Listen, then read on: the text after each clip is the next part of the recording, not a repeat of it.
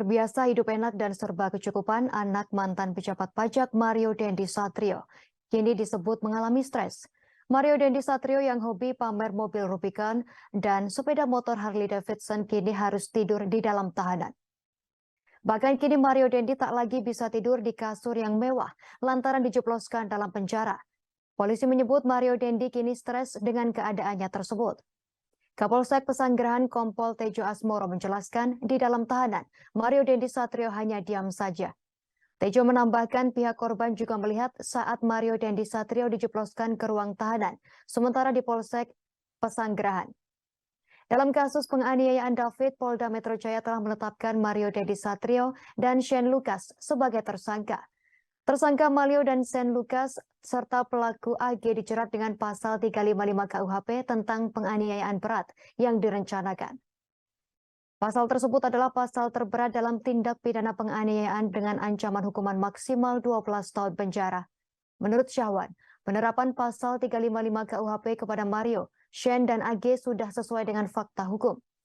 Adapun peristiwa penganiayaan tersebut terjadi di Komplek Green Permata Ulu Jambi, Pesanggerahan, Jakarta Selatan pada Senin 20 Februari 2023 lalu, sekira pukul 7:30 malam. Dalam video yang beredar di media sosial, Mario Dendi menganiaya David secara brutal. Mario memukul, menendang dan menginjak kepala David hingga korban menderita luka serius dan sempat mengalami koma.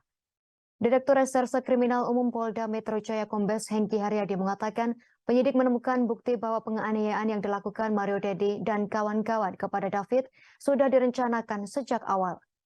Satu bukti yang ditemukan adalah chat atau percakapan WhatsApp. Selain itu, lanjut Hengki, polisi juga menemukan bukti lain seperti video di handphone dan rekaman CCTV. Dengan bukti-bukti tersebut, polisi dapat melihat secara jelas peran dari masing-masing tersangka dan pelaku. Mario dan Shane disangkakan pasal 355 KUHP ayat 1, subsidiar pasal 354 ayat 1 KUHP, subsidiar pasal 353 ayat 2 KUHP, subsidiar pasal 351 ayat 2 KUHP dan atau pasal 76C Jungto 80 Undang-Undang Perlindungan Anak. Sementara AG dijerat pasal 76C Jungto pasal 80 Undang-Undang Perlindungan Anak dan atau pasal 355 ayat 1 Jungto pasal 56, subsidiar pasal 354 ayat 1 Jungto 56, subsidiar pasal 353 ayat 2 Jungto 56, subsidiar pasal 351 ayat 2 Jungto 56 KUHP. Terima kasih sudah nonton. Jangan lupa like, subscribe, dan share ya.